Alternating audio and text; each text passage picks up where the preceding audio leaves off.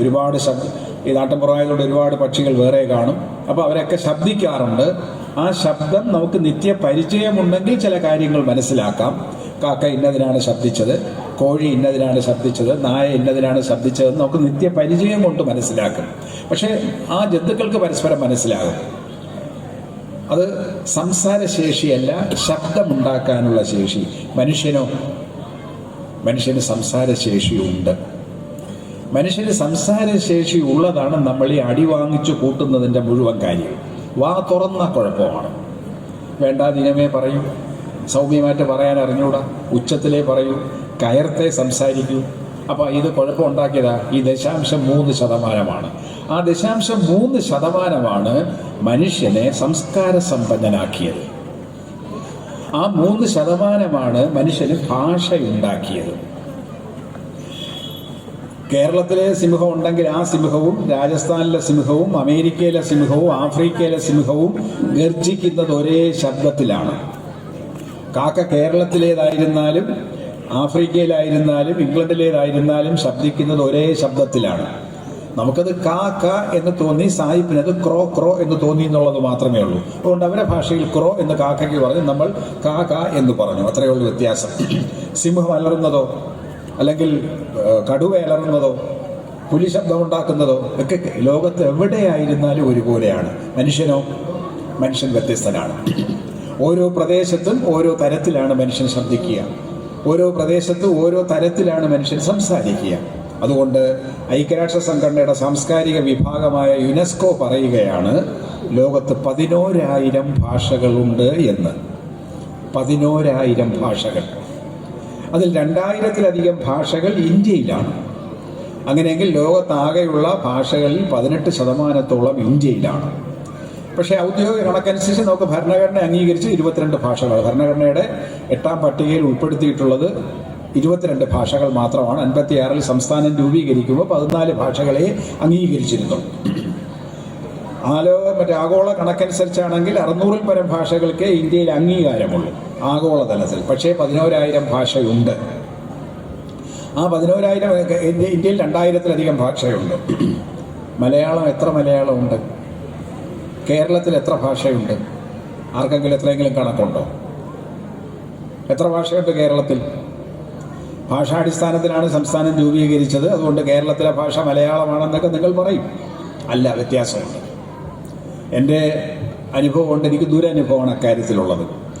ഞാൻ ആദ്യമായിട്ട് ജോലി കിട്ടി കാസർഗോഡ് കോളേജിലാണ് ചെന്നപ്പെട്ടത്, അങ്ങ് വടക്ക്. അത് കന്നഡയും കൂടിയുള്ള പ്രദേശമാണ്.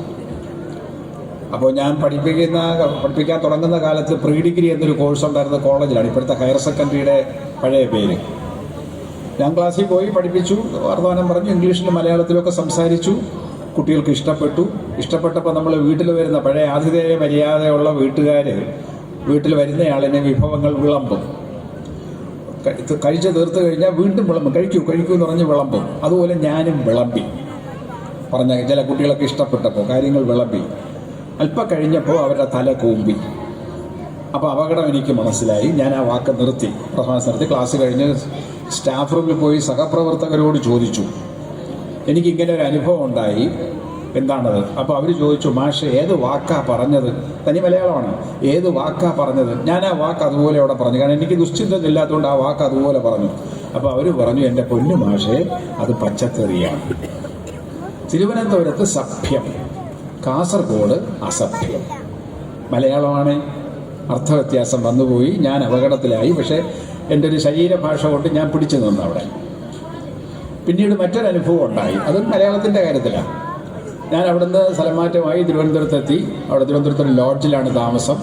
അപ്പോൾ ISROയിലെ ചില ജീവനക്കാരെ, ഏജീസ് ഓഫീസിലെ ജീവനക്കാരൊക്കെ അവിടെ താമസമുണ്ട്, സ്ഥലം മാറ്റമില്ല. അപ്പോൾ അതിൽ കണ്ണൂരുകാരനായ ഒരു യുവാവ് അവിടെ ഉണ്ട്. അദ്ദേഹത്തിന് സ്ഥലമാറ്റമില്ലാത്തതുകൊണ്ട് തിരുവനന്തപുരത്തിൽ നിന്ന് തന്നെ കല്യാണം കഴിച്ചു കൂടാൻ തീരുമാനിച്ചു. എൻ്റെ ഒരു ശരീരഭാഷയും ഒക്കെ ലോക്കൽ ഗുണ്ട ഞാനായതുകൊണ്ട് പെണ്ണന്വേഷിക്കാൻ എന്നെ ഏൽപ്പിച്ചു. ഞാൻ അന്വേഷണമൊക്കെ തുടങ്ങി. ഇന്നത്തെ പോലെ ഈ വാട്സാപ്പ് വഴി ചിത്രമൊന്നും അയക്കാൻ പറ്റില്ല. അംഗീകൃത ഹംസത്തിന് മാത്രമേ പെണ്ണിൻ്റെ പടം കയ്യിൽ കൊടുക്കുകയുള്ളൂ. ചിത്രം അംഗീകൃത ഹംസം വേണം, കാരണം ഏജൻറ്റിനെ കൊടുക്കുകയുള്ളൂ. നമ്മൾ അംഗീകൃത ആളല്ലല്ലോ. അതുകൊണ്ട് മറ്റെൻ്റെ പരിചയം വെച്ച ചില ആൾക്കാരോടൊക്കെ സംസാരിച്ചു. 4-5 പേരുടെ പേരുപോരൊക്കെ സംഘടിച്ചു, കാര്യങ്ങളൊക്കെ പറഞ്ഞു. എന്തായാലും ഇന്നത്തെ ഭാഷ പറഞ്ഞാൽ ഷോർട്ട് ലിസ്റ്റ് ചെയ്തു. ഞാൻ ഈ പയ്യനെ വിവരം അറിയിച്ചു. ഞങ്ങൾ ലോഡ്ജിലെ കൂട്ടുകാരെല്ലാം കൂടി വർത്തമാനം പറഞ്ഞു. പയ്യനെ അവരെയൊക്കെ നോക്കാൻ ഇഷ്ടപ്പെട്ടു. അപ്പോൾ പെണ്ണ് കാണുന്നതിന് വേണ്ടി നാട്ടിൽ നിന്ന് അമ്മാവനെ വരുത്തി. പയ്യൻ്റെ അച്ഛൻ മരിച്ചു പോയിരുന്നു. അമ്മാവൻ വന്നു. അദ്ദേഹത്തെ ഞങ്ങൾ സ്വീകരിച്ച് ലോഡ്ജിൽ കൊണ്ടുവന്ന് കുളിപ്പിച്ച് രാവിലെ എണീപ്പിച്ച് കൊണ്ടുപോയി പെണ്ണിനെ കാണാൻ. അപ്പോൾ രാവിലെ 7:30 മണിക്ക് 8 മണിക്കാണ്. കാരണം 8:30-ക്ക് ഈ ISRO-കാരൻ്റെ ബസ് തിരുവനന്തപുരത്ത് ആയുർവേദ കോളേജിൻ്റെ അവിടെ അതിൽ കയറിപ്പോണം. അതിന് മുമ്പ് പെണ്ണിനെ കാണാൻ ഞാൻ തലേന്ന് വിവരം അറിയിച്ചിരുന്നു. അപ്പോൾ ഞങ്ങളങ്ങനെ പെണ്ണിനെ കാണാൻ പോയി. അപ്പം ഞാൻ നാട്ടുകാരനായതുകൊണ്ടും അവിടുത്തെ ആൾക്കാരുമായിട്ടൊക്കെ പരിചയം ഉള്ളത് കൊണ്ടൊക്കെ സംസാരിച്ചു. ഇനി ഇന്നത്തെ ഭാഷയിൽ പറഞ്ഞാൽ ഒരു ഐസ് ബ്രേക്കിംഗ്. രാവിലെ വീട്ടിൽ പോയി. കുംഭമാസമായിട്ടും മഴയുണ്ടല്ലേ, അല്ലെങ്കിൽ മകരമാസമായിട്ടും മഞ്ഞില്ല അല്ലേ എന്നൊക്കെ പറഞ്ഞാൽ വർത്തമാനമൊക്കെ പറഞ്ഞ് ഒരു ആയി അങ്ങനെ പരിവപ്പെട്ടു. അമ്മാവനും മറ്റേ അച്ഛനും അമ്മാവനും ഒക്കെ വർത്തമാനം പറഞ്ഞ് അങ്ങനെ ഇരുന്നു. അപ്പോൾ പെണ്ണ് സാമ്പ്രദായിക രീതിയിൽ അമ്മയും മോളും കൂടെ ചായയുമായിട്ട് വന്നു. ചായ ഞങ്ങൾക്ക് ഓരോ കപ്പെടുത്ത് തന്നു. ഞാനും പയ്യനും അമ്മാവനും ഒക്കെ ഒരിറക്ക് ചായ കുടിച്ചപ്പോൾ നമ്മുടെ അമ്മ നിർദോഷമായ ഒരു ചോദ്യം ചോദിച്ചു. നിർദോഷം, സാറിനൊരു കുശലം പറയണമല്ലോ. എങ്ങനെയുണ്ട് ചായ? എൻ്റെ അപ്പി ഇന്ന് രാവിലെ ഇട്ട ചായയാണ് കേട്ടോ എന്ന് പറഞ്ഞു. പയ്യൻ അപ്പോഴേ ഛർദ്ദിച്ചു. ഈ അപ്പിയിട്ട ചായ കുടിച്ചാലുള്ള സ്ഥിതി എന്താ? രാവിലെ മുതൽ ഇതാണ് സ്ഥിതിയെങ്കിൽ ഉച്ചഭക്ഷണം എങ്ങനെ ഇരിക്കും? ഇവൻ ആകെ വിഷമത്തിലായി. പിന്നെ തിരുവനന്തപുരത്ത് ഇനി കല്യാണം കഴിക്കില്ല എന്ന് തീരുമാനിച്ചു. അത് മുടങ്ങി. അപ്പിക്ക് എന്തരാണ് കുഴപ്പം? തിരുവനന്തപുരത്തെ ഭാഷയിൽ ചോദിച്ചാൽ അപ്പിക്ക് എന്തരാണ് കുഴപ്പം? വാത്സല്യപൂർവ്വം മുതിർന്നവർ കുഞ്ഞുങ്ങളെ വിളിക്കുന്ന പേരാണ് അപ്പി എന്ന്. എന്തൊരപ്പി ഇങ്ങനെ ഇരിക്കണേ? ചറക്കല്ലേ അപ്പി. നടക്കുമ്പോൾ അങ്ങനെ പറയും. അത് മലയാളത്തിലെ നല്ല ഭാഷയാണ്. പക്ഷേ തിരുവനന്തപുരം വിട്ട് വടക്കോട്ട് പോയി കഴിഞ്ഞാൽ അർത്ഥം മാറി. ഇത് മലയാളമാണോ അല്ലയോ? ആണ്. അപ്പം മലയാളം എത്രയുണ്ട്? എത്ര മലയാളമുണ്ട്? നമ്മൾ ഈ സംസാരിച്ചു കൂട്ടുന്ന മലയാളം അച്ചടി ഭാഷ അല്ലല്ലോ. നമ്മുടെ സെൻസസ് ഡിപ്പാർട്ട്മെൻ്റ് കണക്കനുസരിച്ച് കേരളത്തിൻ്റെ മലയോര പ്രദേശങ്ങളിൽ 39 ആദിവാസി ഗോത്രവർഗ വിഭാഗങ്ങളുണ്ട്. അതിൽ 36 വിഭാഗത്തെ പബ്ലിക് സർവീസ് കമ്മീഷൻ അംഗീകരിച്ചിട്ടുണ്ട് ജോലിക്ക് റെക്കമെൻഡ് ചെയ്യാൻ വേണ്ടി സംവരണം കൊടുക്കുന്നതിൻ്റെ പേരിൽ. മൊത്തത്തിൽ 39 ഉണ്ട്. ഈ 39 കൂടാതെ തീരപ്രദേശത്ത് കടൽപ്പണി എന്ന് പറയുന്ന നമ്മുടെ മീൻ പിടിക്കാൻ പോകുന്നവർ അവരിലുണ്ട്. അവർ പ്രത്യേക കൂട്ടരുണ്ട്. അവർക്ക് ചില ഭാഷകളുണ്ട്. ഈ 39 ആദിവാസി ഗോത്രവർഗ വിഭാഗത്തിന് ഓരോ ഭാഷയുണ്ട്. അവരുടെ ഒരു ഭാഷ സംഘടിപ്പിക്കുന്നതിന് വേണ്ടി അല്ലെങ്കിൽ ഒരു ഗോത്രഭാഷ നിഘണ്ടു ഉണ്ടാക്കുന്ന ദൗത്യവുമായിട്ട് ഞാൻ വയനാട് സന്ദർശിച്ചു. ഏറ്റവും കൂടുതൽ ഗോത്രവർഗ വിഭാഗക്കാരുള്ളത് വയനാടാണ്. അവരുമായിട്ട് അവിടെ പോയിട്ട് ഒരു MS സ്വാമിനാഥൻ ഫൗണ്ടേഷൻ എന്ന് പറയുന്നൊരു സ്ഥാപനമുണ്ട്. കേന്ദ്ര സർക്കാരിൻ്റെയും സംസ്ഥാന സർക്കാരിൻ്റെയും സംയുക്ത ആഭിമുഖ്യത്തിൽ നടക്കുന്ന 16 ഏക്കർ വിസ്തീർണമുള്ള ഒരു പ്രദേശം, ഒരു പറമ്പ്, കുന്നിൻ ചെരുവിലാണ്. ഇപ്പോൾ ഈ ചൂരൽമല ഉരുൾപൊട്ടൽ ഉണ്ടായതിൻ്റെ ഒരു 5-8 കിലോമീറ്റർ അകലെയാണ് ഈ സ്ഥലം. ഞാൻ അവിടെ പോയി അവിടുത്തെ ഉദ്യോഗസ്ഥന്മാരോടൊക്കെ സംസാരിച്ചു. അവർ ആ സ്ഥാപനം നിലനിർത്തിയിരിക്കുന്നത് പാരമ്പര്യ വിജ്ഞാനത്തെ സംരക്ഷിക്കാനാണ്. പാരമ്പര്യ വിജ്ഞാനം എന്ന് വെച്ചാൽ ഏതെങ്കിലും ഭാഷയിലുള്ള വിജ്ഞാനമെന്നല്ലേ അർത്ഥം. പാരമ്പര്യ വിജ്ഞാനം എന്ന് പറയുന്നത് നമ്മുടെ കൃഷിയുമായിട്ടും കൈത്തൊഴിലുമായിട്ടും ബന്ധപ്പെട്ട ജ്ഞാനമാണ്. ഇവിടെ നെൽകൃഷി ചെയ്ത് പരിചയമുള്ള കുറേ പേരെങ്കിലും ഇപ്പോൾ കാണും. കൃഷി ഉണ്ടോ? ഇപ്പോൾ ഇവിടെ നെൽകൃഷി ഉണ്ട്? ഇല്ല. നെൽപ്പാടങ്ങളൊക്കെ നമ്മൾ നികത്തി വാഴയോ മരിച്ചീനിയൊക്കെ വച്ചിട്ടുണ്ടാവാം. ഏറ്റവും കൂടുതൽ ശ്രദ്ധ വേണ്ടതും കൂടുതൽ സങ്കീർണവുമായ ഒരു കൃഷിയാണ് നെല്ലിൻ്റേത്. കൊയ്യുന്നതിൻ്റെ തലേ ദിവസം വരെ നെല്ലിൻ്റെ ചോട്ടിൽ വെള്ളം വേണം. പക്ഷേ നടുന്നത് വെള്ളത്തിലാണ്. വിത്ത് വെള്ളത്തിലിട്ടാൽ ചീഞ്ഞു പോകും. അത് ഏത് വിത്തും അങ്ങനെ തന്നെയാണ്. നെൽവിത്ത് വെള്ളത്തിലിട്ടാൽ ചീഞ്ഞു പോകും. പക്ഷേ നനവുള്ള സ്ഥലത്ത് ബാക്കി പറപ്പിച്ച് ഞാറെന്ന് പറയുന്ന സാധനം എടുത്ത് നട്ടുവയ്ക്കണം. അത് അതിസങ്കീർണമാണ്. എപ്പോഴാണ് അതിൻ്റെ സീസണുണ്ട്. ആ സീസൺ അനുസരിച്ച് വേണം കൃഷി ചെയ്യാനായിട്ട്. നിലം ഒരുക്കുന്നതിന് ചില പ്രത്യേകതകളുണ്ട്. അങ്ങനെയാണ് ഞാറ്റുപാട്ടും മറ്റു കാര്യങ്ങളൊക്കെ വരുന്നത്. ഈ ചെറിയ ധാന്യം നെല്ലിനകത്ത് നിൽക്കുന്ന ഉമിക്കകത്തിരിക്കുന്ന ധാന്യത്തെ മാറ്റി അരിയാക്കാൻ എത്രമാത്രം പാടുപെടണം. ആ പാടുപെടുന്നതൊക്കെ അല്ലെങ്കിൽ ആ നെല്ലുമായിട്ട് ബന്ധപ്പെട്ട് മലയാള ഭാഷയിൽ എത്ര വാക്കുണ്ട് നിങ്ങൾ അന്വേഷിച്ചിട്ടുണ്ടോ? ഞാനിപ്പോൾ ഇങ്ങോട്ട് വരുന്ന വഴിക്ക് കരവളത്ത് പാലം പണി നടക്കുന്നത് കൊണ്ട് ഞങ്ങൾ വേറൊരു വഴി മാറിയാണ് വന്നത്. അപ്പോൾ എൻ്റെ നാട്ടിൻപുറത്തെ ഭാഷയിൽ പറഞ്ഞാൽ റോഡ് തവിട് പൊടിയായി കിടക്കുകയാണ് എന്ന് പറയില്ലേ? തവിട് പൊടി. ഈ തവിട് എവിടെ നിന്ന് വന്നതാ? നെൽകൃഷിയിൽ നിന്നാണ്. ഇപ്പോൾ പലരും പറയല്ലോ അവനെ എടുത്തിട്ട് പോലീസുകാർ ചാമ്പി. ഈ ചാമ്പുക വാക്ക് വന്നത് എങ്ങനെയാണ്? ചാമ്പുക എന്ന് പറയുന്നത് നെല്ല് കുത്തി അരിയാക്കിയതിന് ശേഷം അരിയുടെ പുറത്ത് പറ്റി പിടിച്ചിരിക്കുന്ന തവിട് കുത്തി എടുക്കുന്നതിനാണ് ചാമ്പുക എന്ന് പറയുന്നത്. അത് ഒലക്ക എങ്ങനെയാണ് മലയാളത്തിൽ വന്നത്? ഒലക്കയുടെ മൂട് സിനിമയിലെങ്കിലും കണ്ടിട്ടുണ്ട്. ഒലക്കയുടെ മൂട്. ഉമിത്തി പോലെ നീറുകയാണ് അവൻ്റെ മനസ്സ്, അല്ലേ? സാഹിത്യത്തിൽ ഉമിത്തി പോലെ നീറുകയാണ്. ഉമിത്തി കാണണമെന്നുണ്ടെങ്കിൽ സ്വർണ്ണപ്പണിക്കാരൻ്റെ അടുത്ത് പോകണം. പണ്ട് ആ ഓല വെച്ചിങ്ങനെ ഊതിയാണ് അവൻ ഊതിക്കാച്ചിയ പൊന്നെന്നൊക്കെ പറയുന്നത്. അപ്പം തവിട്, ഉമിത്തി, വൈക്കോല്, എന്തെല്ലാം ഭാരകൾ ഈ നെൽകൃഷിയുമായിട്ട് ബന്ധപ്പെട്ട് വന്നതാണ്. അപ്പോൾ ആ നെൽകൃഷി അറിവില്ലാത്തവന് ചെയ്യാൻ പറ്റുമോ? മരിച്ചീനി കൃഷിക്കാരനെ നെൽകൃഷിക്ക് വിട്ടാലോ, നെൽകൃഷിക്കാരനെ തെങ്ങേറാൻ വിട്ടാലോ ശരിയാവണമെന്നില്ല. അപ്പോൾ ഓരോന്നിനും അതാണ് അറിവ്, പാരമ്പര്യമായ അറിവ് അതാണ്. നമ്മളെങ്ങനെയാണ് എണ്ണയാട്ടിയെടുക്കുന്നത്? തേങ്ങ ഉണക്കി എണ്ണയാട്ടിയെടുക്കുന്നത് എങ്ങനെയാണ്? അതിൻ്റെ ചകിരിയെ മാറ്റുന്നത് എങ്ങനെയാണ്? ചിരട്ട മാറ്റുന്നത് എങ്ങനെയാണ്? ചിരട്ടയെ തവിയാക്കുന്നത് എങ്ങനെയാണ്? ചകിരിയെ കയറാക്കുന്നത് എങ്ങനെയാണ്? ഓല മെടഞ്ഞ് വീട് കിട്ടാനായിട്ട് പണ്ട് ഉപയോഗിച്ചിരുന്നത് എങ്ങനെയാണ്? അതൊക്കെ വിജ്ഞാനമാണ്, പാരമ്പര്യ വിജ്ഞാനം. അത്തരം പാരമ്പര്യ വിജ്ഞാനത്തെ സംരക്ഷിക്കുന്ന സ്ഥാപനമാണ് വയനാടിലുള്ളത്. അവിടെ ഞാൻ ചെല്ലുമ്പോൾ 16 ഇനം നെൽവിത്തുണ്ട് അവിടെ സൂക്ഷിച്ചിട്ടുണ്ട്. ആ പ്രദേശത്ത് കൃഷി ചെയ്യുന്നുണ്ട് 16 ഇനം നെൽവിത്ത്. ഇവിടെ 5 or 6 നെൽവിത്തിൻ്റെ പേര് നിങ്ങൾക്കറിയാവൂ, എനിക്കും അത്രയൊക്കെ അറിയുള്ളൂ. 12 ഇനം കാച്ചിലുണ്ട്. കാച്ചിലെന്ന് വെച്ചാൽ എന്താ? നെടുമങ്ങാട്ടുകാരോട് കാച്ചിലെന്ന് വെച്ചാൽ വേറെ അർത്ഥം വരില്ല. പക്ഷെ നമ്മൾ വേറൊരു കാര്യം പഴയ ആൾക്കാർ പറയും, ഇന്ന് രാവിലെ മുതൽ കുഞ്ഞിനൊരു മേല് കാച്ചിൽ. ആ മേല് കാച്ചിൽ എന്ന് വെച്ചാൽ എന്താ? ചൂട്, പനിയുണ്ടെന്നാണ് അർത്ഥം. കാച്ചിൽ, ആ കാച്ചിൽ 12 ഇനം കിഴങ്ങാണ് തിന്നാനുള്ളതാണ്. 12 ഇനം കാച്ചിലുണ്ട്. അതിൽ ഒരെണ്ണം മാരകമായ വിഷമാണ്, തിന്ന ചത്തു. നമ്മൾ നോക്കുമ്പോൾ കാച്ചിലാണ്, നമുക്ക് പരിചയമുള്ളതാണ്, വള്ളിയാണ്, താഴോട്ട് കിഴങ്ങിരിപ്പുണ്ട്, പല നിറത്തിലുണ്ട്. നല്ല തൂവെള്ള നിറത്തിലുള്ളതുണ്ട്, ബ്രൗൺ കളറിലുള്ളതുണ്ട്, തവിട്ട് കളറിലുണ്ട്, ചിലപ്പോൾ പിങ്ക് കളറിലുണ്ട്, പല നിറത്തിലുണ്ട്. മുള്ളുള്ളതുണ്ട്, മുള്ളില്ലാത്തതുണ്ട്, ചൊറിയുന്നതുണ്ട്, ചൊറിയാത്തതുണ്ട്, പല തരത്തിലുണ്ട്. പക്ഷെ അതിലൊരു കാച്ചിൽ വിഷമാണ്, തിന്ന ചത്തുപോകും. അത് അവർക്ക് മാത്രമേ അറിയൂ. നമ്മളെങ്ങനെ അവിടെ ചെന്നുപെട്ടു, വിശന്നു, തോണ്ടിയെടുത്ത് ചുട്ട് തിന്നാന്ന് വെച്ചാൽ സിദ്ധി കൂടും, പിന്നെ ചുട്ട് കഴിച്ചാൽ മതി അവിടെ. പക്ഷേ ആ കാച്ചിൽ ദിവ്യ ഔഷധവുമാണ്, ഒരു ഔഷധമാണ് ആ കാച്ചിൽ. അത് കഴിക്കേണ്ട രീതിയിൽ, കഴിക്കേണ്ട മാത്രയിൽ കഴിച്ചാൽ അത് രോഗനിരാകരണത്തിന് പറ്റി ചില മറ്റ് പ്രശ്നങ്ങൾ ഒഴിവാക്കാനും സാധിക്കും. അത് അവർക്ക് മാത്രമേ അറിയൂ. അതാണ് പാരമ്പര്യ വിജ്ഞാനം. വിവിധയിനം പയറുകൾ, വിവിധയിനം ഇലക്കറികൾ, ഇതൊക്കെ അവിടെ സംരക്ഷിച്ചു വച്ചിട്ടുണ്ട്. അപ്പോൾ അത് സംബന്ധിച്ച ഒരു ഗോത്രഭാഷയുണ്ട്. ആ ഗോത്രഭാഷ നിഘണ്ടു ഉണ്ടാക്കുന്നതിന് വേണ്ടിയാണ് ഞാൻ അവിടെ പോയത്. അവരുമായിട്ട് സംസാരിച്ചു, എനിക്ക് വളരെ ഇഷ്ടപ്പെട്ടു. അവരെ ഗോത്രവർഗ വിഭാഗക്കാരവിടെ വർക്ക് ചെയ്യുന്നുണ്ട്. ഞാൻ അവിടുത്തെ അന്നത്തെ MLA ആയിരുന്ന CK ശശീന്ദ്രനുമായിട്ട് അദ്ദേഹത്തിൻ്റെ സഹായത്തോടു കൂടി ഒരു ആദിവാസി ഊരിൽ ഞാൻ പോവുകയും ചെയ്തു സംസാരിക്കാനായിട്ട്, അവിടെ കാണാനായിട്ട്, വെറുതെ ഒരു കൗതുകം. അപ്പോൾ അവിടെ ഞാൻ ചെല്ലുമ്പോൾ ഒരു കാരണവർ കുത്തിയിരുന്ന് കാലിലെ ഇങ്ങനെ വളരെ ചെറിയ ഒരു ഉറുമ്പ് കയറിപ്പോകുന്ന കാരണവരിങ്ങനെ നഖം കൊണ്ട് എടുക്കുന്നു. ഈ നഖം കൊണ്ട് എടുക്കുക എന്ന് വെച്ചാൽ നിങ്ങൾക്കിപ്പോൾ ഇരിക്കുന്നവർക്കറിയില്ല. പഴയ കാലത്ത്, ഞാനൊക്കെ കുഞ്ഞായിരിക്കുന്ന കാലത്ത്, നമ്മുടെയൊക്കെ അമ്മമാരുടെയും ചേച്ചിമാരുടെയൊക്കെ തലയിൽ പേൻ ഉണ്ടാകുമായിരുന്നു. ആ പേൻ എടുക്കുന്ന ഒരു മനോഹരമായ ശബ്ദത്തോടു കൂടിയാണ്. ചിലപ്പോൾ ഇങ്ങനെ ചെയിൻ റിയാക്ഷൻ പോലെ നിരന്ന് പേനെടുക്കുന്ന സ്വഭാവം ഉണ്ടായിരുന്നു. രാവിലെ ഉള്ള പണിയൊക്കെ കഴിഞ്ഞ് ഉച്ച കഴിഞ്ഞ് ഭക്ഷണമൊക്കെ കഴിച്ച് 3-4 മണിക്കൂറിൻ്റെ വിശ്രമം കിട്ടുമ്പോൾ ഒരാളിൻ്റെ പുറകിൽ മറ്റൊരാളിരുന്ന് തലയിൽ ഇങ്ങനെ ഈ പേന് കൊല്ലുന്നുള്ള ചില ഉപകരണങ്ങളൊക്കെ ഉണ്ട്. അത് പ്രത്യേക രീതിയിലാണ് ഇങ്ങനെ എടുക്കാനായിട്ട്. പേനിൻ്റെ മുട്ടയെ വരുന്ന വലുതിനെ പിടിക്കാൻ ഒരെണ്ണം, അങ്ങനെ പലതരത്തിലുണ്ട്.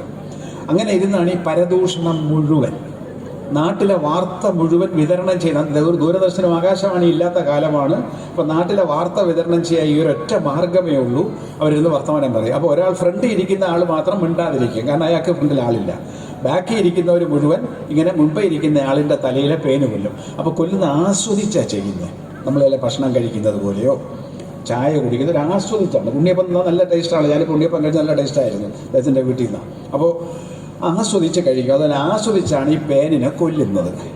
നിങ്ങൾ SK പൊറ്റക്കാടിൻ്റെ തെരുവിൻ്റെ കഥ എന്ന നോവൽ വായിച്ച ചിലരെങ്കിലും കാണും അവിടെ.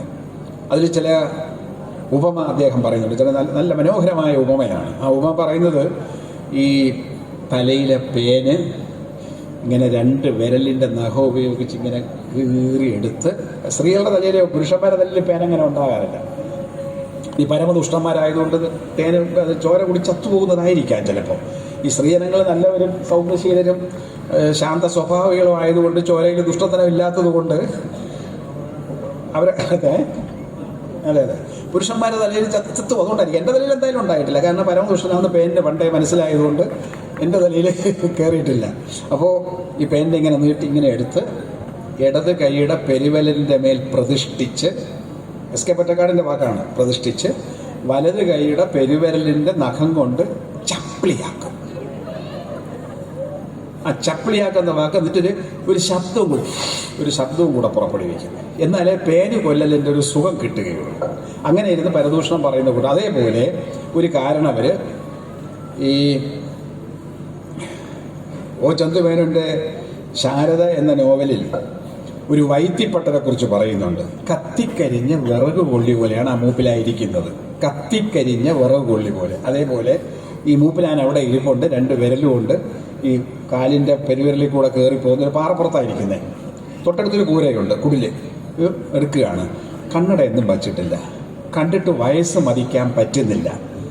ചെറുപ്പക്കാരാണെങ്കിലേ പറ്റുള്ളൂ. അപ്പം എൻ്റെ ഒരു സാധാരണ ശൈലിയിൽ പറഞ്ഞാൽ അദ്ദേഹത്തെ ഉപമിക്കാൻ പറ്റുന്നത് ഉണക്ക നൊത്തോലി രണ്ടായിട്ട് കീറിയതുപോലെ. ഉണക്ക നൊത്തോലി രണ്ടായിട്ട് കീറിയ ഷേപ്പിലാണ് ഇരിക്കുന്നത്. കാരണം അവരോട് ചോദിച്ച് എനിക്ക് ആ ഭാഷ മനസ്സിലായില്ല, കൂടെയുള്ളവർക്ക് കാര്യം മനസ്സിലായി. എന്താണ് ഈ ആരോഗ്യ രഹസ്യം എന്നാണ് ചോദിച്ചപ്പോൾ, നമ്മൾ ടി വിയിൽ ഇപ്പോൾ ചില ആൾക്കാർ കോല് നീക്കി വരുമല്ലോ, എന്താണ് ഈ മീശയുടെ രഹസ്യം? എന്നോട് പലരും ചോദിച്ചിട്ടുണ്ട്, എന്താണ് ഈ മീശയുടെ രഹസ്യം, അല്ലെങ്കിൽ എന്താണ് നിങ്ങളുടെ പ്രസംഗത്തിൻ്റെ രഹസ്യം, അല്ലെങ്കിൽ എന്താണ് നിങ്ങളുടെ ഓർമ്മയുടെ രഹസ്യം എന്നൊക്കെ ചോദിക്കുകയാണ്. അതേപോലെ അദ്ദേഹത്തോടും ചോദിച്ചു, എന്താണ് ഈ ആരോഗ്യത്തിൻ്റെ രഹസ്യം? ഈ കണ്ണ് കാഴ്ചയുണ്ട്, നമുക്കാണെങ്കിൽ 10-20 വയസ്സ് വയ്ക്കുമ്പോൾ ഇപ്പോൾ കണ്ണട വെച്ചുകൊണ്ടിരിക്കണം, അങ്ങനെയാണ്. ഇത് അദ്ദേഹത്തിന് വേണ്ട. അപ്പോൾ അദ്ദേഹം പറഞ്ഞു, അദ്ദേഹത്തിൻ്റെ ഭാഷയിൽ പറഞ്ഞു, കാട്ടുനെല്ലിക്കയും കാട്ടുതേനുമാണ് ചാപ്പാട്. പിന്നെ വല്ല കിഴങ്ങോ വല്ലതൊക്കെ ചുട്ടു വറക്കില്ല, പിന്നെ വല്ല മൂലിക മറ്റേതെങ്കിലും സാധനങ്ങൾ കിട്ടിയാൽ പെരിച്ചാഴിയെല്ലാം കിട്ടി അതിനും ചുട്ടു തിന്നും. അപ്പോൾ അതാണ് മൂപ്പിലാൻ്റെ കണ്ണിൻ്റെ രഹസ്യം, കാഴ്ചയുടെ രഹസ്യം. അപ്പോൾ ഞാൻ പറഞ്ഞു വന്ന ഭാഷയെക്കുറിച്ചാണ്. അവർക്ക് ഭാഷയുണ്ട്. 39 ആദിവാസി ഗോത്രവർഗ വിഭാഗങ്ങളുണ്ടെങ്കിൽ അവർക്ക് 39 ഭാഷയുണ്ട്. ആ 39 ഭാഷയിൽ ഒരു ഭാഷയാണ് മലയാളം. മലയാളം തന്നെ വ്യത്യസ്തമായ രീതിയിലാണ്. നമ്മൾ ഇവിടെ പറയുന്നതല്ല, ഞാൻ പറഞ്ഞു നേരത്തെ മറ്റൊരു സ്ഥലത്ത് പറഞ്ഞ്, ഉച്ചാരണം മാറിയാൽ അർത്ഥം മാറും. ആന എങ്ങനെ നായയായി? മലയാളത്തിൻ്റെ പ്രത്യേകതയാണ്, നമ്മളെല്ലാം മലയാളം സംസാരിക്കുന്നവരാണ്, മാതൃഭാഷയാണ്, അഭിമാനപൂരിതമാകണം അന്തരംഗം എന്ന് നമ്മൾ പറയാറുമുണ്ട്. ഈ ഒരേ അക്ഷരം തന്നെ ആദ്യം പറഞ്ഞാൽ നായാവും, രണ്ടാമത് പറഞ്ഞാൽ ന്യായാവും. എങ്ങനെ പറ്റിയത്? നായ എങ്ങനെ ആനയായി എന്നാണ് എൻ്റെ ചോദ്യം. ആദ്യം വന്നാൽ ന, രണ്ടാമത് വന്നാൽ ന, അതെങ്ങനെ പറ്റി? ആന നന്നായി നനഞ്ഞു എന്നെങ്ങനെ പറയും? ആദ്യമായിട്ട് മലയാളം പഠിക്കുന്ന ഒരാൾ ഉച്ചാരണം പഠിപ്പിച്ചു കൊടുക്കാൻ ഒരു ഗുരുനാഥനില്ല എങ്കിൽ തെറ്റും. അവൻ ആന നനഞ്ഞു എന്നോ ആന നനഞ്ഞു എന്നോ പറയേണ്ടതായിട്ട് വരും. വ്യത്യാസമുണ്ട്. അത് ഗുരുമുഖത്തു നിന്ന് പഠിക്കണം. ഞാൻ പറഞ്ഞു വരുന്നത് അതാണ്, മക്കളെ ഭാഷ പഠിപ്പിക്കുമ്പോൾ ഓൺലൈൻ ഭാഷ പഠിപ്പിച്ചാൽ പോരാ, അമ്മമാരും അച്ഛനമ്മമാരും എല്ലാം കൂടി കൂടിയിരുത്തി ഉച്ചി കൈവച്ച് പഠിപ്പിക്കണം. അതാണ് പ്രധാനപ്പെട്ടത്. അപ്പോൾ ഇത്രയും ഭാഷയുണ്ട്. ഈ ഭാഷ ഉണ്ടാകാൻ കാരണം എന്താ? അത് മനുഷ്യനായതുകൊണ്ടാണ്. ഈ 11,000 ഭാഷ, അല്ലെങ്കിൽ ഇന്ത്യയിലെ 2,000-ലധികം ഭാഷ, അല്ലെങ്കിൽ കേരളത്തിലെ 39 അധികം, ഒരു കടൽ ഭാഷ അധികം, മലയാളം ചേരുന്ന 41 ഭാഷ, ഇതൊക്കെ ഉള്ളത് മനുഷ്യന് സംസാരശേഷി ഉള്ളത് കൊണ്ടാണ്, മറ്റ് ജീവികളിൽ നിന്നും വ്യത്യാസമുള്ളത് കൊണ്ടാണ്. ആ സംസാരശേഷി ഉള്ളത് കൊണ്ടാണ് നമുക്ക് നമ്മുടെ ആരോഗ്യം നിലനിർത്താൻ സാധിക്കുന്നത്. നമുക്ക് സംസാരിക്കാൻ ആരും നമ്മുടെ ചുറ്റുമില്ല. നിങ്ങൾ വിചാരിച്ചു നോക്കൂ, എന്തുമാത്രം വീർപ്പുമുട്ടലാണ്. നമ്മൾ എവിടെയെങ്കിലും ആകാശത്തോട് സംസാരിക്കേണ്ടി വരും, അല്ലെങ്കിൽ പുഴയോടോ മരത്തിനോടോ സംസാരിക്കേണ്ടി വരും. പരസ്പരം സംസാരിക്കാൻ അവസരം കിട്ടിയാലോ നമ്മുടെ മനസ്സിനൊരു ലാഘവമാണ്. അതുകൊണ്ട് ഞാൻ ഉപദേശിക്കുന്നത്, വാർദ്ധക്യകാലത്ത് നമ്മളൊക്കെ ഏതാണ്ട് അടുത്തടുത്തൊക്കെ നിൽക്കുകയല്ലേ, അതെ, വാർദ്ധക്യകാലത്ത് ഈ പരദൂഷണം നല്ലൊരു സുഖമുള്ള കാര്യമാണ്. അത് പരദൂഷണം എന്നുള്ളത് നിങ്ങൾ പരഭാഷണമെന്നാക്കിക്കോളൂ. മറ്റുള്ളവരുമായിട്ട് സംസാരിക്കുക. എന്താ സംസാരിക്കുക? എന്തും സംസാരിക്കാം. സൂര്യന് താഴെയുള്ള ഏത് വിഷയത്തെക്കുറിച്ചും നമുക്ക് സംസാരിക്കാം. ആ സംസാരിക്കുന്നത് മനുഷ്യൻ്റെ മനസ്സിന് ലാഘവത്വം ഉണ്ടാകും. ആ സംസാര ശേഷിയാണ് മനുഷ്യനെ സംസ്കാര സമ്പന്നനാക്കിയത്. ആ സംസാര ശേഷിയാണ് മനുഷ്യനെ പാട്ടുകാരനാക്കിയത്. ആ സംസാര ശേഷിയാണ് മനുഷ്യനെ കഥ പറയുന്നവനാക്കിയത്, നാടകം കളിക്കുന്നവനാക്കിയത് ഒക്കെ. അപ്പോൾ ഭാഷയുടെ അപാരമായ സിദ്ധിവിശേഷം മനുഷ്യന് മാത്രം അവകാശപ്പെട്ടതാണ്. മനുഷ്യന് മറ്റ് ജീവികളിൽ നിന്നും വേർതിരിച്ചെന്ന പ്രധാനപ്പെട്ട ഘടകങ്ങളിൽ ഒന്ന് തന്നെയാണ്. രണ്ടാമതൊരു അവകാശം, ഒരു വ്യത്യാസം കൂടെ ഉണ്ട്. മനുഷ്യർ ഉപകരണങ്ങൾ ഉണ്ടാക്കുന്ന ജീവിയാണ്. മറ്റൊരു ജീവിക്കും ഇതേപോലെ ഉപകരണങ്ങൾ ഉണ്ടാക്കാൻ സാധിക്കില്ല. നിങ്ങൾ പറയുമായിരിക്കും കാക്ക കൂടുണ്ടാക്കും. പിന്നെ പണ്ട് നെൽപ്പാടങ്ങൾക്കുള്ള സമയത്ത് വരമ്പിലെ തെങ്ങിൽ ഈ തെങ്ങോലക്കുരുവി ഇങ്ങനെ കൂട് വയ്ക്കണം. തൂക്കണാംകുരുവി എന്ന് പറയും. കാറ്റത്തെ കിളിക്കൂട് പറഞ്ഞു പോവില്ലേ. എത്ര കൊടിയ കാറ്റടിച്ചാലും അത് പറഞ്ഞു പോവില്ല. ഒരിക്കലും അതിനകത്ത് വെള്ളം വീഴില്ല. പാമ്പ് കയറിയാൽ അതിനകത്ത് ഇറങ്ങിയെടുക്കാൻ നോക്കില്ല. അങ്ങനെയാണ് അത് മുട്ടയിട്ട് വെച്ചേക്കുന്നത്. അത്രയും മനോഹരമായ കൂട് അതുണ്ടാക്കുന്നു. അതിനേക്കാൾ ഏറെ പ്രാധാന്യം നിങ്ങൾ തേനീച്ച കൂട് കണ്ടിട്ടുണ്ടാവും. അത് അനനുകരണീയമാണ്. ആർക്കും അതുപോലത്തെ കൂടുണ്ടാക്കാൻ സാധിക്കില്ല. മനുഷ്യന് സാധിക്കില്ല അതേപോലെ. അപ്പോൾ അങ്ങനെ ജീവികൾ കൂടുണ്ടാക്കുന്നുണ്ട്, ഉപകരണം ഉണ്ടാക്കുന്നുണ്ട്. പക്ഷേ മനുഷ്യനോ? ഈ തേനീച്ച കൂടെന്നുണ്ടായതാ? ആദ്യത്തെ തേനീച്ച എന്നുണ്ടായി നമുക്കറിയില്ല. ആ തേനീച്ച ഉണ്ടാക്കിയ കൂട്ടിൽ എന്തെങ്കിലും വ്യത്യാസം വരുത്താൻ നമുക്ക് ഇന്നത്തെ തേനീച്ചയെ കഴിയുന്നുണ്ടോ? ഉത്തരാധുനിക യുഗത്തിലെ 21ാം നൂറ്റാണ്ടിൻ്റെ ആദ്യ പാദം നമ്മളിതാ കടന്നു. 1-2 മണിക്കൂറൂടെ കഴിയുമ്പോൾ നെഹ്റു പണ്ട് പ്രസംഗിച്ചതുപോലെ അറ്റ് മിഡ് നൈറ്റ് സ്ട്രോക്ക്, പാതിരാവിൽ അർദ്ധരാത്രിക്ക് നാഴികമണി 12 അടിക്കുമ്പോൾ നമ്മളൊരു പുതിയ യുഗത്തിലേക്ക്, ഒരു പുതിയ വർഷത്തിലേക്ക്, ഒരു പുതിയ ദിനത്തിലേക്ക്, ഒരു പുതിയ നിമിഷത്തിലേക്ക്, ഒരു പുതിയ ജീവിതത്തിലേക്ക് നമ്മൾ കാലെടുത്തു വയ്ക്കുകയാണ്. പുതിയ വർഷത്തിലേക്ക് നമ്മൾ പ്രവേശിക്കുകയാണ്. അത് ഈ മിഡ് നൈറ്റ് സ്ട്രോക്ക് എന്ന് പറയും. അങ്ങനെ പുതിയ യുഗത്തിലേക്ക്. അപ്പോൾ 21ാം നൂറ്റാണ്ടിൻ്റെ ആദ്യത്തെ 24 വർഷം പാദം 4 ഘടകങ്ങളായിട്ട് തീരുമാനിക്കുകയെങ്കിൽ 1ാമത്തെ പാദം അവസാനിക്കാൻ പോവുകയാണ്. ആ അവസാനിക്കാൻ പോകുന്ന ഈ സന്ദർഭത്തിൽ നമ്മൾ എന്തെല്ലാം നേട്ടങ്ങൾ ഉണ്ടാക്കി. അപ്പോൾ ഇന്നത്തെ തേനീച്ചയ്ക്ക് കൂട് മാറ്റാൻ സാധിച്ചോ? 21ാം നൂറ്റാണ്ടിൻ്റെ ആദ്യപാദം തീരാൻ പോകുന്ന ഈ യുഗത്തിൽ, നമ്മൾ ഉത്തരാധുനിക യുഗത്തിൽ അല്ലെങ്കിൽ ആധുനികോത്തര യുഗത്തിൽ, ഈ നിർമ്മിത ബുദ്ധിയുടെ യുഗത്തിൽ നമുക്ക് നമ്മുടെ ചുറ്റുപാടുമുള്ള ഏതെങ്കിലും ജീവിക്ക് അതുണ്ടാക്കിയ പരമ്പരാഗതമായി ശീലിച്ച ശീലം കൊണ്ട് സിദ്ധിച്ച അറിവ് വെച്ച് ഉൽപ്പാദിപ്പിച്ച ഉപകരണത്തെ കാലോചിതമായി പരിഷ്കരിക്കാനോ നവീകരിക്കാനോ സാധിക്കുന്നില്ല. എന്നാൽ മനുഷ്യന് സാധിക്കും. മനുഷ്യൻ നിർമ്മിച്ചത് മുഴുവൻ തകർക്കുകയും പുതിയതുണ്ടാക്കുകയും ചെയ്യുന്ന ജീവിയാണ്. അങ്ങനെ പുതിയതുണ്ടാക്കുന്ന ജീവി ആയതുകൊണ്ടാണ് തീയിൽ നിന്ന് നിർമ്മിത ബുദ്ധിയിലേക്ക് നമ്മൾ എത്തിയത്. തീ എങ്ങനെയോ ഉണ്ടായതാണ്. ചിലപ്പോൾ മരങ്ങൾ ഉരഞ്ഞോ കല്ലുകൾ കൂട്ടിമുട്ടിയോ ഒക്കെ ആയിരിക്കും ആദ്യകാലത്ത് തീ ഉണ്ടായത്. പക്ഷെ തീ അവൻ ഉപകരണമാക്കി. അത് ആഹാരം പാകം ചെയ്യാൻ ഉപയോഗിക്കാം, ചുട്ടെടുക്കാൻ ഉപയോഗിക്കാം, തീ വെച്ച് കൊല്ലാൻ ഉപയോഗിക്കാം. നമ്മളിന്നിപ്പോൾ ഇസ്രായേലിൽ അയക്കുന്ന ബോംബ് മുഴുവൻ തീയാണ്. പൊട്ടി വീഴുമ്പോൾ അവിടെ ചെറിപ്പോകുന്ന തീയാണ്. തീയിൽ കരിഞ്ഞു പോവുകയാണ്. ദക്ഷിണ കൊറിയയിലെ വിമാനം തകർന്നു വീണപ്പോൾ ഉണ്ടായത് തീയാണ്. അപ്പം തീയെ നമുക്ക് നല്ല കാര്യത്തിന് ഉപയോഗിക്കാം, ചീത്ത കാര്യത്തിന് ഉപയോഗിക്കാം. പക്ഷേ അത് മനുഷ്യൻ ഉപയോഗിച്ചൊരു ഉപകരണമാണ്. ഇങ്ങോട്ട് വന്നപ്പോഴോ നമ്മൾ ചരിത്രത്തിൽ മുഴുവൻ പറയുന്നത് ഉപകരണങ്ങളുടെ പേരിലല്ലേ. ശിലായുഗം, ചെമ്പുയുഗം, താമ്രയുഗം, അയോയുഗം, ആവിയുഗം, ആണവയുഗം, കമ്പ്യൂട്ടർ യുഗം, നിർമ്മിത ബുദ്ധിയുടെ യുഗം. നോക്കൂ, എല്ലാം മനുഷ്യനുണ്ടാക്കിയ ഉപകരണങ്ങൾ ഒന്നിനെ മറ്റൊന്നായിട്ട് ഉപകരിച്ചുകൊണ്ടിങ്ങനെ നവീകരിച്ചു കൊണ്ടേയിരിക്കുന്നു. അത് മനുഷ്യൻ്റെ ശേഷിയാണ്. ആ നവീകരണ ശേഷിയാണ് മനുഷ്യൻ്റെ ബുദ്ധിയെ വികസിപ്പിക്കുന്നത്. മനുഷ്യന് ജന്മന ഒരു ഗുണവുമില്ല. മറ്റെല്ലാ ജീവികൾക്കും ജന്മഗുണമുണ്ട്. നിങ്ങൾ വീട്ടിൽ കോഴി വളർത്തുന്നവരാണ് എങ്കിൽ കോഴിമുട്ട അടവച്ച് വിരിഞ്ഞു വരുമ്പോൾ ആ കോഴിക്കുഞ്ഞ് വിരിഞ്ഞ് വെളിയിൽ വന്നു കഴിഞ്ഞാൽ അല്പസമയത്തിനുള്ളിൽ തന്നെ അരിമണി തനിയെ കൊത്തിപ്പൊറുക്കും. വീട്ടിൽ ആടോ പശുവോ ഉണ്ട് എങ്കിൽ അത് പ്രസവിച്ചു കഴിഞ്ഞാൽ അരമണിക്കൂറിനുള്ളിൽ സ്വന്തം കാലിൽ എണീറ്റ് നിന്ന് അമ്മ പശുവിൻ്റെയോ അമ്മയാടിൻ്റെയോ പാല് ആ കുഞ്ഞു കുടിക്കും. എന്നാൽ മനുഷ്യ ശിശുവോ ഒരു ഗുണവുമില്ല, ഇങ്ങനെ കിടക്കും. ദീർഘശൈശവം എന്നൊരവസ്ഥയാണ് മനുഷ്യനുള്ളത്, ലോങ് ഇൻഫൻസി. ആ ദീർഘശൈശവകാലത്ത് കുഞ്ഞിനെ വളർത്താൻ ആരെങ്കിലും വേണം.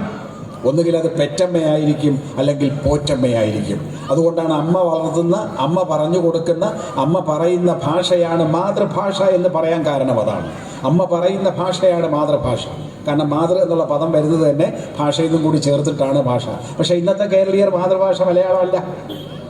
ഞാനൊക്കെ പഠിക്കുന്ന കാലത്ത്, ഞാൻ ജനിച്ചപ്പോഴും അല്ലെങ്കിൽ ഇപ്പോൾ ഇവിടെ ഇരിക്കുന്നതിൽ ഭൂരിപക്ഷം പേരും ഒരുപക്ഷെ മാതൃഭാഷ എന്ന് മലയാളത്തെ പറയാം. പക്ഷേ ഇപ്പോൾ നമ്മുടെ വീട്ടിലുള്ള കുഞ്ഞുങ്ങൾ 1, 2, 3, 4, 5 വയസ്സുള്ള കുഞ്ഞുങ്ങൾക്ക് മാതൃഭാഷ മലയാളമല്ല. കാരണം എന്താ? നമ്മൾ അച്ഛനമാർ സംസാരിക്കുന്ന ഭാഷ ഏതാ? ഇംഗ്ലീഷാണ്. ഇംഗ്ലീഷ് ഭാഷ അതേപോലെ വീട്ടിൽ സംസാരിക്കുന്നതല്ല, ഉപയോഗിക്കുന്നതിൽ കൂടുതലും ഇംഗ്ലീഷ് ഭാഷയല്ലേ.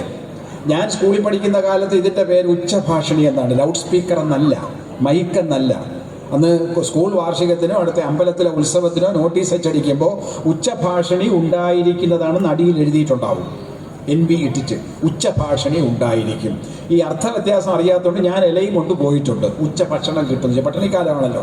ഉച്ചഭാഷിണിയെ ഉച്ചഭക്ഷണം എന്ന് കരുതി പോയിട്ടുണ്ട്. അത് ഉച്ചാരണ ഭേഷം വരെ കുഴപ്പം വരാമല്ലോ, അങ്ങനെ വന്നിട്ടുണ്ട്. ഇപ്പം അതിന് പറയും ആരെങ്കിലും ഉച്ചഭാഷണിൽ നിന്ന് പറഞ്ഞാൽ മനസ്സിലാവുമോ? മൈക്ക്, കാറ്, ബെഞ്ച്, ഡെസ്ക്, പേന, കമ്പ്യൂട്ടർ, ലാപ്ടോപ്പ്, മൊബൈല് ഡിലീറ്റ് ചെയ്ത് കളയാം. നമ്മളിപ്പോൾ മലയാള വാക്കായിട്ട് ഉപയോഗിക്കുന്നത് എന്താ? ഡിലീറ്റ് എന്നുള്ള ഇംഗ്ലീഷ് വാക്കാണ്, നമ്മളതിനെ മലയാളമാക്കി കഴിഞ്ഞു. വീട്ടിൽ കുഞ്ഞ് സംസാരിക്കുന്ന ഏത് ഭാഷയാണ്? ഇംഗ്ലീഷിലല്ലേ എല്ലാ കാര്യങ്ങളും. പണ്ടൊക്കെ ഞങ്ങളൊക്കെ ഇവിടെ ഇരിക്കുന്ന പലരും എങ്ങനെയായിരിക്കും, ശിശുക്കളായിരുന്നവർ കുഞ്ഞുങ്ങൾക്ക് ആഹാരം കഴിക്കാൻ വലിയ മടിയാണ്, ആഹാരം കഴിക്കില്ല, നിർബന്ധിച്ച് വാരിക്കയറ്റും. പിന്നെ കുഞ്ഞിന് കൊടുക്കുക, അങ്ങനെ നിർബന്ധിച്ച് കൊടുത്ത് അതിന് ഒരുപാട് ഇല്ലാ കഥകളും കള്ളക്കഥകളും പറഞ്ഞ് അമ്മമാരും അമ്മൂമ്മമാരും കൂടെ കുഞ്ഞിനെ ഇങ്ങനെ തീറ്റിപ്പോറ്റും. എണ്ണി പറയുന്നതാണെങ്കിൽ ആനയുടെ, മയിലിൻ്റെ, ഒട്ടകത്തിൻ്റെയും ആരും കേൾക്കാത്ത കഥ പറയും. എന്തിനേ പൂക്കൾ ചിരിക്കുന്നു ഉണ്ണിയെ കാണാൻ കൊതിച്ചിട്ട്, പൂവൻ നിറഞ്ഞതിൽ പൂന്തേൻ ഉറഞ്ഞിട്ട് എന്നൂടെ പാട്ടുണ്ട്. എല്ലാം കുഞ്ഞുങ്ങൾക്ക് ചോറ് കൊടുക്കാൻ വേണ്ടി കള്ളക്കഥ അമ്മൂമ്മമാരും അമ്മമാരും ഉണ്ടാക്കിയതാണ്. ഇപ്പോഴോ അമ്മൂമ്മമാരും ഇപ്പോഴത്തെ ആൾക്കാർക്ക് കള്ളം പറയാൻ അറിഞ്ഞൂടാ. പഴയ അമ്മൂമ്മമാർ കള്ളം പറയും ഒരുപാട് കാര്യം. ഇപ്പോഴത്തെ അമ്മമാർ നല്ലവരാണ്, ശുദ്ധരാണ്, കള്ളം പറയാൻ അറിയില്ല. അതുകൊണ്ട് എന്ത് ചെയ്യും? മൊബൈലെടുത്ത് കയ്യിൽ കൊടുക്കും, അതിലിങ്ങനെ തോണ്ടും. നമ്മളതിനെ സ്വൈപ്പ് ചെയ്യാന്നൊക്കെ പറയും. തോണ്ടുമ്പോൾ അത്ഭുത ലോകം കുഞ്ഞിൻ്റെ മുമ്പിൽ വിറന്ന് കിട്ടും. ഭൂതത്തിൻ്റെയും പ്രേതത്തിൻ്റെയും ഒക്കെ കഥ വരും, ചെന്നായുടെ കഥ വരും. കുഞ്ഞ് അതും കടിച്ച് വച്ച് കളിച്ചുകൊണ്ടിരിക്കും. വാ തുറന്നു കൊടുക്കും. എന്തകത്ത് പോകണമെന്ന് കുഞ്ഞിന് അറിഞ്ഞുകൂടാ, എങ്ങനെയൊക്കെ അങ്ങ് കൊടുക്കും. ആ രൂപത്തിലാണ്. ആ കുഞ്ഞിന് മലയാളം അറിയാമോ? നമ്മൾ അത്യാവശ്യം വീട്ടിൽ മലയാളം സംസാരിക്കുന്നത്, പക്ഷേ കൂടുതൽ ഇംഗ്ലീഷ്. അതുകൊണ്ട് മാതൃഭാഷ മലയാളത്തിൽ, കേരളീയരുടെ മാതൃഭാഷ മലയാളം അല്ലാതായിക്കൊണ്ടിരിക്കുന്നു എന്ന കാര്യവും കൂടെ നമ്മൾ ഓർക്കണം. പക്ഷേ എനിക്കതിൽ ആശങ്കയൊന്നുമില്ല കേട്ടോ. പലരും കൂടെ കരയുന്നുണ്ട്. ഇപ്പോൾ പള്ളിക്കൂടത്തിൽ മലയാളം പഠിപ്പിക്കുന്നില്ല, അക്ഷരമാല പഠിപ്പിക്കുന്നില്ല. അക്ഷരം പഠിക്കാതെ കുഞ്ഞുങ്ങൾക്ക് എങ്ങനെ അറിവുണ്ടാകും, അവരെങ്ങനെ ജീവിക്കും എന്നൊക്കെ ചോദിച്ച് ആശങ്കപ്പെടുന്നവരുണ്ട്. ഞങ്ങളൊക്കെ അക്ഷരം പഠിച്ചിട്ടുണ്ട്, പക്ഷെ അക്ഷരം പഠിച്ച് എല്ലാ അക്ഷരവും മനസ്സിലാക്കിയിട്ടില്ല ഞാൻ ക്ലാസ്സിൽ ജയിച്ചു വന്നതെന്ന്. 4ാം ക്ലാസ് ജയിക്കുമ്പോൾ എനിക്ക് യായും ഇങ്കായും എഴുതാൻ അറിഞ്ഞുകൂടായിരുന്നു. സത്യം പറഞ്ഞാൽ യാ എഴുതുന്ന എങ്ങനെയാണ് വലിയ പാടാണ്. വിത്ത് മുളയ്ക്കുമ്പോൾ ഒരു വേരിങ്ങനെ വരുന്നത് എങ്ങനെയാണ് അറിഞ്ഞുകൂടാ. ഇങ്ക എഴുതുന്നത് ഞാൻ നായിട്ട് അതിൻ്റെ അടിയിൽ ധാ കൊണ്ട് വളച്ചിട്ട് ഒരു വളം കൂടി ഇട്ട് കൊടുത്താൽ ഇങ്കായാകും. അങ്ങനെയാണ് പഠിത്തം. പിന്നീട് 5ാം ക്ലാസ്സിൽ എത്തിയപ്പോഴാണ് സാറ് കാലിൽ ഈ വിരലിൽ ഇങ്ങനെ മറ്റേ സ്കെയില് വെച്ച് 2 തട്ട് തന്ന് നോവിച്ചതിന് ശേഷം പറഞ്ഞിപ്പോൾ അതിന് ശേഷം ഞാൻ പറഞ്ഞിട്ടില്ല. ഇപ്പോഴത്തെ കുഞ്ഞുങ്ങൾക്ക് അക്ഷരം പഠിപ്പിക്കുന്നത്. അപ്പോൾ വിദ്യാഭ്യാസം അക്ഷരം പഠിപ്പിക്കാൻ സാറന്മാരെതിരാണ്. അപ്പോൾ അത് പറഞ്ഞ അക്ഷരമാല അവിടെ കെട്ടിത്തൂക്കാലും കുഴപ്പമില്ലല്ലോ, അത് ചുമ്മാ നിർദോഷമായിട്ട് അവിടെ കിടന്നോട്ടെ എന്ന് പറഞ്ഞ് അക്ഷരമാല പഠിപ്പിക്കുന്നുണ്ട്. പക്ഷേ എനിക്കൊരു കാര്യം പറയാനുള്ളത്, അക്ഷരം പഠിക്കണം, ഭാഷ പഠിക്കണം, ഭാഷയുടെ സൗകര്യം നമ്മൾ മനസ്സിലാക്കണം, ഭാഷയിൽ കവിതകൾ ഉണ്ടാവണം, പാട്ട് പാടണം, പ്രസംഗിക്കണം, ചീത്ത വിളിക്കണം, ഒക്കെ വേണം. ചീത്ത വിളിക്കുന്നതും പ്രേമിക്കുന്നതും ഒക്കെ ഇംഗ്ലീഷിലാണോ മലയാളത്തിലാണോ? നിങ്ങൾ അങ്ങോട്ട് നടന്നിറങ്ങുമ്പോൾ ഒരു കല്ലിൽ തട്ടി കാല് വേദനിച്ചാൽ നിങ്ങൾ എന്താ പറയുക? ഹൗ പെയിൻഫുൾ ഇറ്റ് ഈസ് എന്ന് പറയുമോ? എൻ്റെ അമ്മോ കാല് വേദനിച്ചതല്ലേ എന്നല്ലേ പറയുള്ളൂ. അപ്പോൾ വേദനിക്കുമ്പോൾ ഭാഷ വേണം, അതിരിക്കട്ടെ. പക്ഷെ കേരളം മാതൃഭാഷയായ മലയാളത്തിന് ദോഷം എന്തെങ്കിലും സംഭവിക്കുമെന്ന് ഞാൻ ഭയപ്പെടുന്നില്ല. കാരണം എന്താ? 5ഓ 6ഓ നൂറ്റാണ്ട് മുമ്പ് ഭാഷാപിതാവെന്ന് പേര് കേട്ട എഴുത്തച്ഛൻ തൻ്റെ അധ്യാത്മരാമായണവും മറ്റ് മഹാഭാരതവും കളിപ്പാട്ടും ഒക്കെ എഴുതുന്ന കാലത്ത് എത്ര പേർക്ക് മലയാളം എഴുതാനും വായിക്കാനും അറിയാമായിരുന്നു?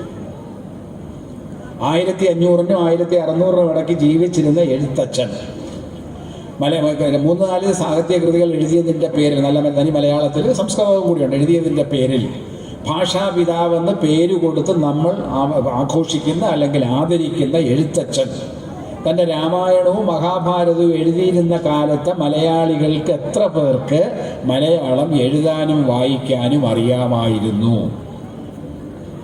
19ാം നൂറ്റാണ്ടിൽ 1900-ന് മുമ്പ് അല്ലെങ്കിൽ 1900-നും 1950-നും ഇടയ്ക്ക് നമ്മുടെ കവിത്രയങ്ങൾ എന്ന് പറഞ്ഞ കുമാരനാശാനും ഉള്ളൂരും വള്ളത്തോളും കവിത എഴുതിയപ്പോൾ ആ കവിത വായിച്ചു കേട്ട് എത്ര സുന്ദരം നമ്മുടെ മലയാളം എന്നൊക്കെ നമ്മൾ പറഞ്ഞപ്പോൾ, അല്ലെങ്കിൽ കാവ്യകേളി എഴുതിയിട്ട് കാവ്യനർത്തകി എഴുതിയിട്ട് ചങ്ങമ്പുഴ നമ്മളെ പദങ്ങൾ കൊണ്ട് ഇങ്ങനെ അമ്മാനമാടിയപ്പോൾ എന്തു ചെയ്യാനും അഗാധമായി ചിന്തിച്ച് മൂർച്ച കൂട്ടും ഉല്ലസിക്കുന്ന ഗുരുക്കളാണ് വെള്ളിത്തലമുടി ഉള്ള കൂട്ടുന്ന എന്നെപ്പോലെയുള്ളവരെ കുറിച്ച് ചങ്ങമ്പുഴ എഴുതിയപ്പോൾ എത്ര പേർക്ക് മലയാളം എഴുതാനും വായിക്കാനും അറിയാമായിരുന്നു കേരളത്തിൽ?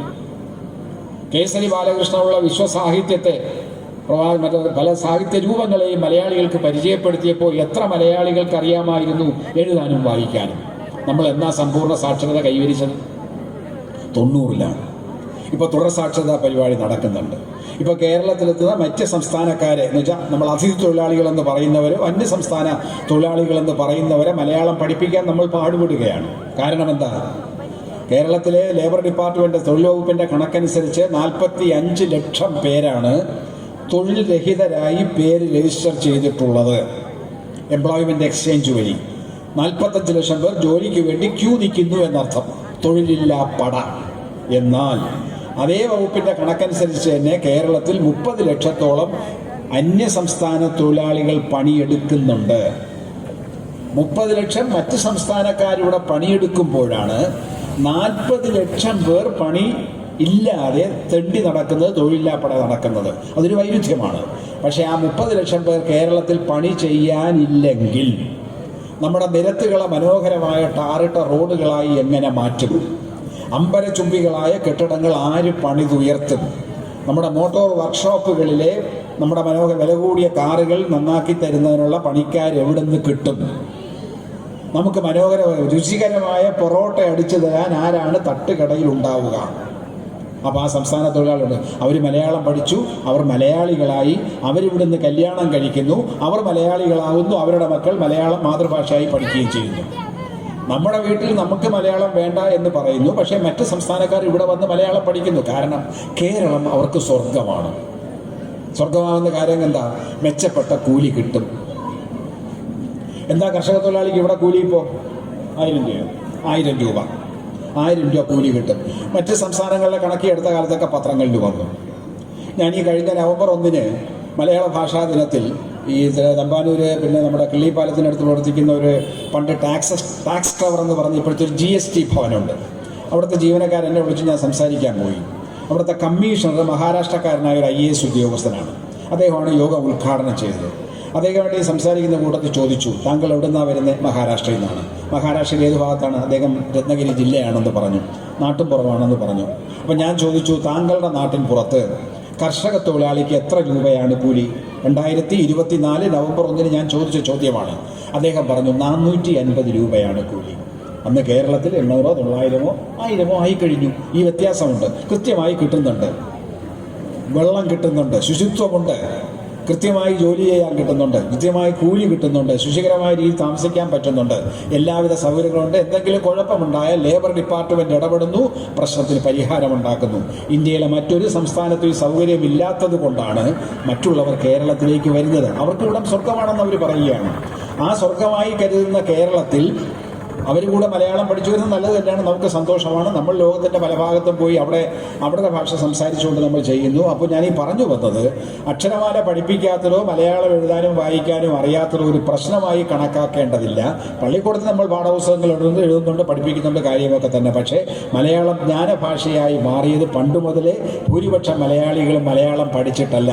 എഴുത്തച്ഛൻ്റെ കാലത്തോ 19-ാം നൂറ്റാണ്ടിലെയോ 20-ാം നൂറ്റാണ്ടിലെയോ നമ്മുടെ കവിത്രയങ്ങളുടെ കാലത്തോ ഇതിന് ശേഷമുള്ള ഉത്തരാധുനിക കാലത്തെ ഗവേഷകന്മാരുടെ കാലത്തോ നമ്മൾ ഈ മലയാളത്തെക്കുറിച്ച് പറയുമ്പോൾ മുഴുവൻ പേരും മലയാളം സംസാരിച്ചിട്ടില്ല.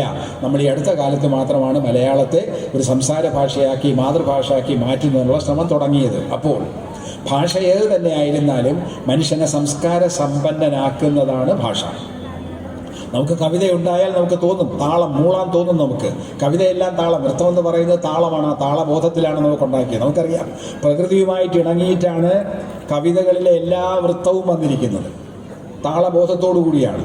അത് ഏറ്റവും കൂടുതൽ മനസ്സിലാക്കണമെന്നുണ്ടെങ്കിൽ നമ്മുടെ രാമപുരത്ത് വാര്യരുടെ വഞ്ചിപ്പാട്ട് വായിച്ചാൽ മതി. വഞ്ചിപ്പാട്ട് അറിയാമല്ലോ, വെള്ളത്തിൽ കൂടെ സഞ്ചരിക്കാം. വഞ്ചിയിൽ സഞ്ചരിക്കുമ്പോൾ ഉണ്ടാകുന്ന പാട്ടാണ് വഞ്ചിപ്പാട്ട്. നിങ്ങൾ വെള്ളത്തിൽ സഞ്ചരിച്ചിട്ടുണ്ടെങ്കിൽ അറിയാം, ബോട്ടിലോ വള്ളത്തിലോ സഞ്ചരിച്ചിട്ടുണ്ടെങ്കിൽ അറിയാം.